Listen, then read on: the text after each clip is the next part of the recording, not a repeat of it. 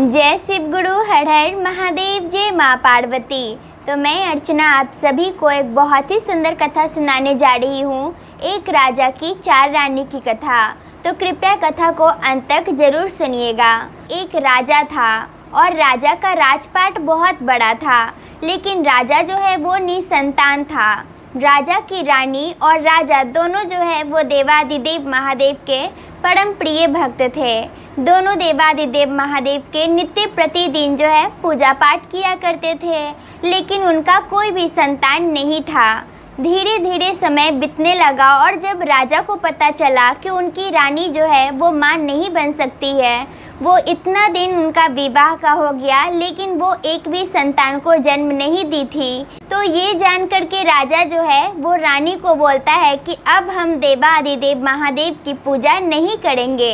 क्या फ़ायदा हमारी इतना भक्ति करने का जब देवादिदेव महादेव हमें एक संतान भी नहीं दे सकते हैं। तो फिर ऐसा बोल करके जो है वो राजा सच में जो है भगवान शिव का पूजा करना छोड़ देता है, लेकिन जो रानी होती है वो भगवान शिव की पूजा करना नहीं छोड़ती है। और फिर राजा की जब रानी बात नहीं मानती है और जब राजा मना करते हैं रानी को देवादिदेव महादेव की पूजा करने के लिए, लेकिन रानी नहीं मानती है, तो राजा उनसे जो है बहुत ही नाराज़ हो जाते हैं, बहुत ही गुस्सा हो जाते हैं और फिर जो है वो दूसरी शादी कर लेते हैं। अब दूसरा विवाह होने के बाद भी जो है बहुत साल बीत जाता है, लेकिन राजा को जो है वो दूसरी पत्नी जो दूसरी रानी रहती है उनसे भी संतान की प्राप्ति नहीं होती है। अब राजा जो है फिर समय बीतने लगा और राजा ने तीसरा शादी भी कर लिया, लेकिन अभी भी जो है राजा एक भी संतान के पिता ना बन सके। और फिर ऐसे ही समय बीतने लगा और फिर राजा ने जो है वो चौथी शादी भी कर ली। राजा का चौथा विवाह मतलब कि राजमहल में जो है वो चौथी रानी आई थी, जो कि अब राजा की 4 रानी हो गई थी। तो जो सबसे अंतिम में जो शादी किए थे राजा, तो वो रानी जो सबसे छोटी रानी थी वो बहुत ही सुंदर थी। तो छोटी रानी की सबसे सुंदर होने के कारण ही जो है राजा सबसे ज़्यादा प्रेम अपनी छोटी रानी से किया करते थे और बाकी के 2 रानी से भी करते थे।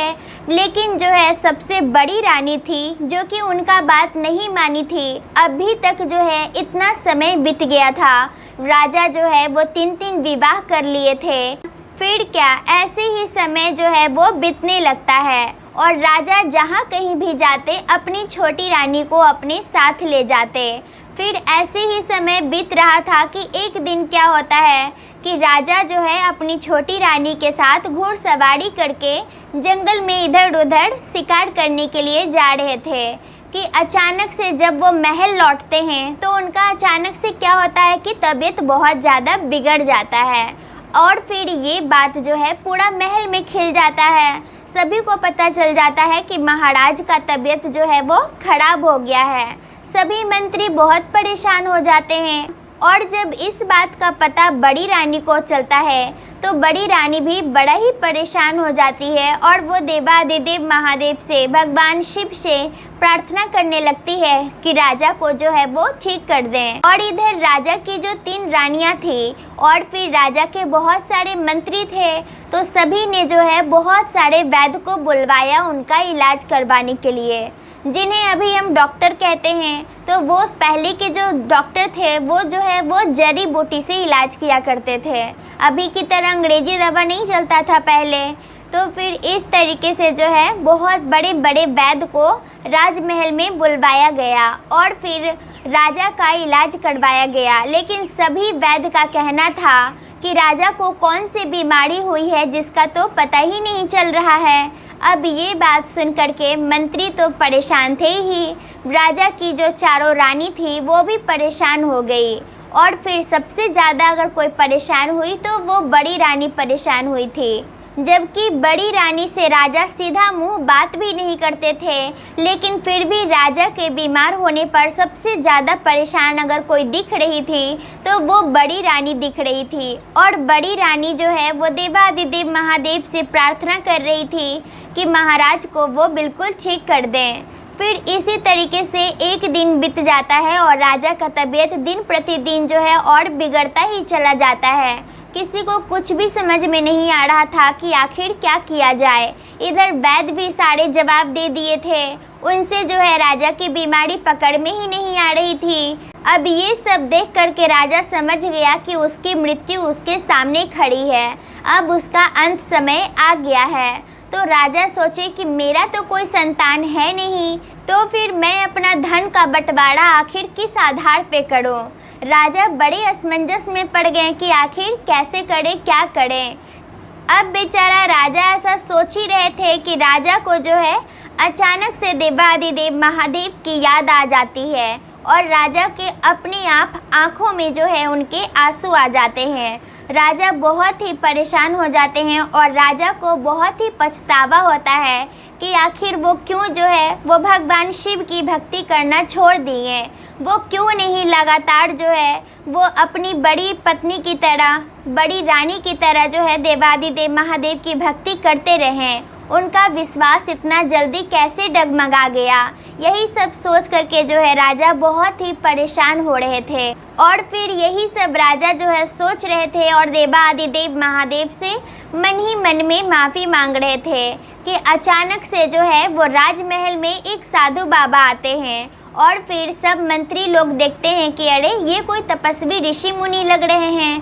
तो सभी लोग जो है उस बाबा को, वो साधु बाबा जो रहते हैं, वो तपस्वी ऋषि जो रहते हैं, उनको ले करके सीधे वो राजा के पास आते हैं। राजा जैसे ही देखते हैं वो ऋषि मुनि को तो राजा उनको प्रणाम करते हैं और फिर वो ऋषि मुनि बोलते हैं कि राजन, मुझे पता चला है कि आप बहुत बीमार हैं। और फिर वह तपस्वी ऋषि कहते हैं कि राजन, मैं सुना हूँ कि जितने भी वैद्य लोग आपका इलाज करने आए हैं, किसी को भी जो है आपका बीमारी समझ में नहीं आया।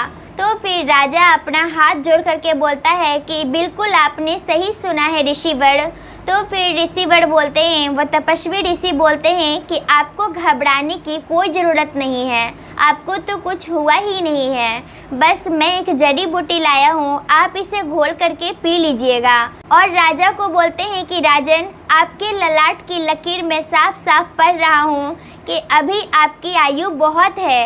अब राजा को जब ये पता चलता है कि उसकी मृत्यु टल चुकी है, अभी उसका उम्र बहुत सारा है, अभी वो नहीं मरने वाला है, तो ये सब जान करके राजा बहुत ही ज़्यादा खुश होता है। लेकिन अभी भी जो है राजा के चेहरे पे साफ साफ परेशानी दिख रही थी। अब ये सब देख करके जो है वो ऋषिवर पूछते हैं कि क्या हुआ राजन, अब तो आपकी मृत्यु भी जो है वो चली गई, अब आपकी उम्र भी बहुत सारी बची हुई है, तो फिर अब आप किस बात को लेकर के इतना चिंतित हैं। ऋषिवर के पूछने पर राजा बोलते हैं कि हे ऋषिवर, मेरी कोई संतान नहीं है, मैं इस बात को लेकर के चिंतित हूँ कि जब मेरा कोई संतान ही नहीं है तो मैं अपना भविष्य में राजपाट का बंटवारा जो है किस आधार पे करूँगा। अब राजा की यह परेशानी जान करके वह तपस्वी ऋषि बोलते हैं कि महाराज, आपको इसमें जो है परेशान होने वाली कोई बात भी नहीं है। और फिर जो है इतना बोल करके वो तपस्वी ऋषि अपनी झोली में से एक फल निकालते हैं और वो बोलते हैं कि महाराज, ये फल जो है आप अपनी चारों रानी में से किसी एक रानी को खिला दीजिएगा, किसी चीज़ में भी घोल कर या फिर किसी चीज़ के साथ भी खिला दीजिएगा तो आपको एक संतान की प्राप्ति ज़रूर होगी। तो फिर राजा जब ये सुनता है तो वो बहुत खुश हो जाता है और राजा सोचता है कि इसमें सोचना क्या है, मैं अपनी सबसे प्रिय रानी, सबसे छोटी रानी को ये फल खिलाऊंगा। अब राजा जैसे ही ऐसा सोच ही रहा था कि उतना में ही जो है वो तपस्वी ऋषि बोलते हैं कि याद रखिए राजन, ये फल जो है बस केवल उसी रानी पर अपना असर दिखाएगा जिस रानी का मन बिल्कुल निश्चल और निष्पाप रहेगा, जिसके मन में कभी किसी चीज़ को लेकर के लोभ लालच नहीं रहा है, उसी के ऊपर, वही रानी के ऊपर जो है ये फल असर करेगा।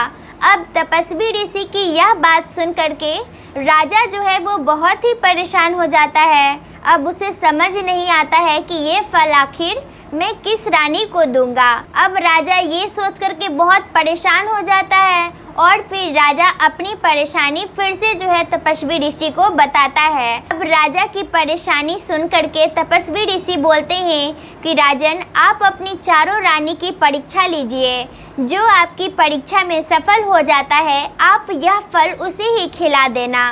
तो फिर राजा बोलता है, कैसी परीक्षा ऋषिवर, आप थोड़ा विस्तार से बताइए। तो फिर जो है ऋषिवर एक परीक्षा बताते हैं, बहुत ही वो सरल परीक्षा होता है। और फिर राजा को जो है बोलते हैं कि यही परीक्षा आपको रानी का लेना है। अपनी चारों रानी का आपको एक ही परीक्षा लेना है और आपको देखना है कि इस परीक्षा में जो है कौन रानी सफल होती है। और फिर इतना बोल करके जो है तपस्वी ऋषि वहाँ से चले जाते हैं। अब परीक्षा की बात आ गई तो फिर जो है राजा बिल्कुल ठीक हो चुके थे। ये बात का खबर किसी को नहीं था, कोई भी रानी को नहीं था। किसी भी रानी को नहीं पता था कि राजा बिल्कुल ठीक हो गए हैं। तो राजा जो है वो पहले की तरह ही बिस्तर पे जा कर के लेट जाते हैं। और फिर राजा एक सैनिक को बोलते हैं कि जाओ चारों रानी को जा कर के बुला लाओ, मेरी मृत्यु अब बहुत ही नज़दीक आ चुकी है। और फिर सैनिक जो है वो राजा की बात सुन करके एक एक करके चारों रानी के पास जाता है और चारों रानी को बुला करके ले आता है। अब राजा के पास जब छोटी रानी आती है जो कि राजा की सबसे प्रिय रानी थी, तो राजा जो है उनसे बोलता है कि रानी, मेरी मृत्यु जो है वो बहुत ही नज़दीक है, मुझे भी नहीं पता मैं किस वक्त मृत्यु को प्राप्त हो जाऊंगा। तो फिर मुझे जो है एक बात याद आई है जो कि आज से कुछ वर्ष पहले एक बाबा मेरी भविष्यवाणी किए थे कि मेरी जो है वो मृत्यु होने वाली है और फिर मृत्यु के बाद मुझे नर्क और स्वर्ग की यात्रा करना होगा और फिर मुझे 2 साल जो है वो नर्क में और 2 साल स्वर्ग में बिताना होगा। और इस सफ़र के दौरान मैं किसी एक व्यक्ति को अपने साथ ले जा सकता हूँ, तो क्या तुम मेरे साथ चलोगी। तो राजा की ऐसी बात सुन करके जो है वो छोटी रानी बहुत ही घबरा जाती है और वो बोलती है कि महाराज, मैं भी आपसे बहुत प्रेम करती हूँ और फिर मुझे भी जो है आपकी मृत्यु का दुख देखा नहीं जा रहा है, लेकिन मुझ में तो इतना भी हिम्मत नहीं है कि मैं आपको शमशान घाट तक भी जाकर के पहुंचा सकूं। मैं तो आपकी मृत्यु का दुख केवल इस महल में ही रो कर मनाऊंगी। और फिर इतना बोल करके छोटी रानी राजा से माफ़ी मांगने लगती है कि क्षमा कीजिए महाराज, मैं आपका इस सफ़र में साथ नहीं दे सकती हूँ। और फिर इतना बोल करके छोटी रानी चली जाती है। अब राजा की सबसे छोटी रानी जब चली जाती है तो राजा की दूसरी रानी आती है, तो वो बोलती है कि महाराज, आपका दुख जान करके मुझे बहुत ही बुरा लग रहा है। महाराज, मुझे बहुत दुख है इस बात की कि आप सबसे ज़्यादा जिस रानी से प्रेम करते हैं, अपनी छोटी रानी से, वो आपका साथ शमशान तक भी ना दे सकी, लेकिन मैं आपको शमशान घाट तक पहुंचाने के लिए ज़रूर चलूँगी। लेकिन मुझे क्षमा कीजिए महाराज, मैं आपका इस सफ़र में आपके साथ स्वर्ग और नर्क की यात्रा पर नहीं जा सकती हूँ। और फिर इतना बोल करके जो है राजा की दूसरी रानी भी चली जाती है। अब राजा की तीसरी रानी आती है, तो राजा की तीसरी रानी बोलती है कि महाराज, राजा जो है अपनी तीसरी रानी के सामने भी वही सवाल रखें जो कि तपस्वी ऋषि राजा को बोले थे कि आप इस तरीके से परीक्षा लीजिएगा अपनी चारों रानी का।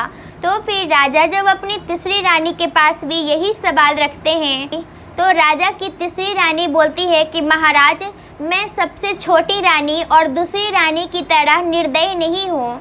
मेरा बस चले तो मैं तो आपका चिता तक भी आपका साथ दे सकूँ, लेकिन ये जहाँ तक बात नर्क और स्वर्ग की है तो मुझे माफ़ कीजिए महाराज, मैं आपका साथ नहीं दे सकती हूँ।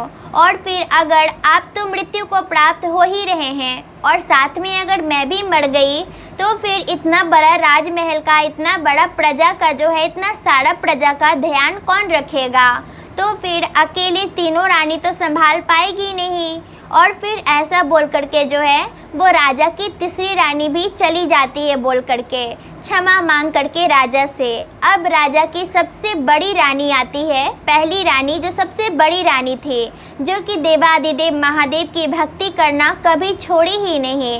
राजा उनसे रूठ करके 3 विवाह भी कर लिए, लेकिन फिर भी जो है रानी को विश्वास था कि देवाधिदेव महादेव एक दिन सब ठीक कर देंगे।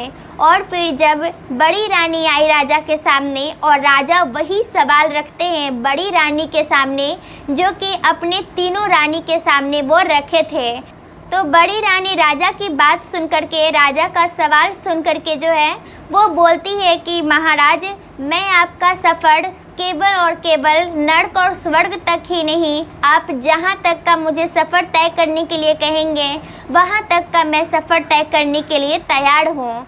राजा ये बात सुन करके बहुत ही खुश होता है और राजा की आंखों में जो है अपने आप आंसू आ जाता है। राजा को अपनी गलती का बहुत ही शर्मिंदगी महसूस होता है, वो इसलिए क्योंकि राजा जो है वो रानी से कभी भी सीधे मुंह बात भी नहीं करते थे और रानी जब बात करना चाहती तो राजा जो है वो मुंह फेर करके चले जाते थे। रानी को भी कितना बुरा लगता था, लेकिन रानी कभी भी जो है बड़ी रानी राजा की कभी भी राजा से शिकायत नहीं किया करती थी। वो राजा को बहुत ही पछतावा हो रहा था कि जो मुझसे इतना प्रेम करती है, मैं उसे आज तक कितना दुख देते आया हूँ, और जो मुझसे प्रेम करती ही नहीं है, जो कि सिर्फ मेरा धन से प्रेम करती है, आज तक मैं सिर्फ उसे ही खुशी देने में लगा रहा।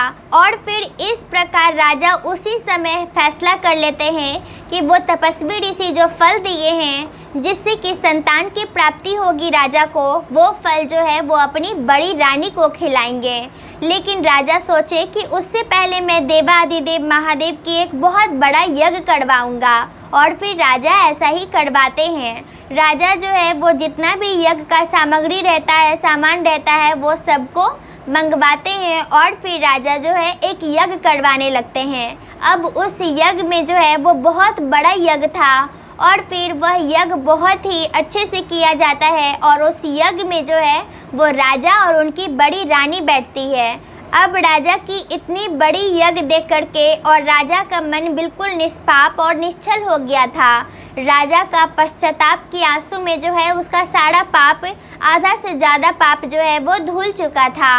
अब राजा जो है वो देवाधिदेव महादेव से माफ़ी मांगने के लिए ही इतना बड़ा यज्ञ करवाया था, तो देवाधिदेव महादेव जो है वो प्रसन्न हो जाते हैं और फिर राजा के सामने जो है वो प्रकट होते हैं, वही तपस्वी ऋषि बन करके, जो तपस्वी ऋषि बन करके जो है देवाधिदेव महादेव राजा के राजमहल में आए थे और फिर रानी की परीक्षा लेने के लिए बोले थे और राजा को जो है वो दवा भी दिए थे, औषधि भी दिए थे, जिससे कि राजा बिल्कुल ठीक हो गए थे। तो फिर राजा जब अचानक से उस तपस्वी ऋषि को देखता ही है और उनसे कुछ पूछने ही वाला होता है कि देखते ही देखते वो तपस्वी ऋषि जो है वो देवाधिदेव महादेव बन जाते हैं।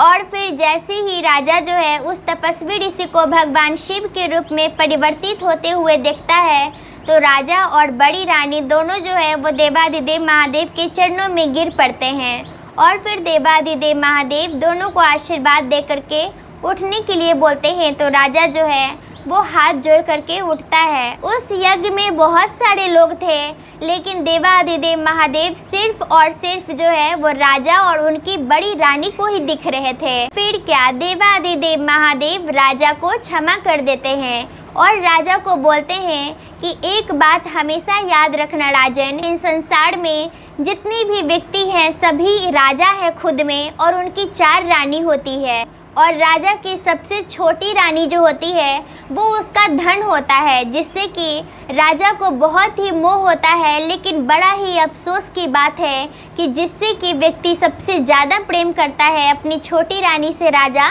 सबसे ज़्यादा प्रेम करता है, वो उसका साथ केवल घर तक ही रहता है, शमशान लेकर भी वो नहीं जा पाता है। और फिर उसकी दूसरी रानी, राजा की जो दूसरी रानी रहती है, उसका परिवार होता है जो कि केवल उनका साथ शमशान घाट तक देते हैं। और जो राजा की तीसरी पत्नी, तीसरी रानी होती है, वो उसका खुद का शरीर होता है जो कि उसका साथ जो है केवल उसका चिता तक देता है।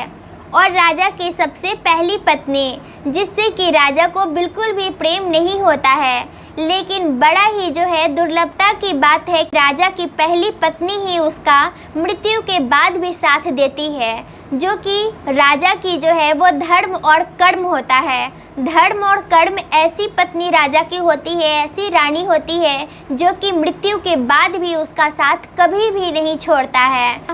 फिर क्या देवाधिदेव महादेव की यह बात जो है राजा को अच्छे से समझ में आ जाता है और फिर राजा जो है वो देवाधिदेव महादेव से क्षमा मांग लेता है और भगवान शिव भी जो है उन्हें क्षमा कर देते हैं और रानी से भी जो है राजा क्षमा मांगता है और फिर इस प्रकार देवाधिदेव महादेव राजा को और बड़ी रानी को आशीर्वाद देते हुए वहां से अंतर्ध्यान हो जाते हैं।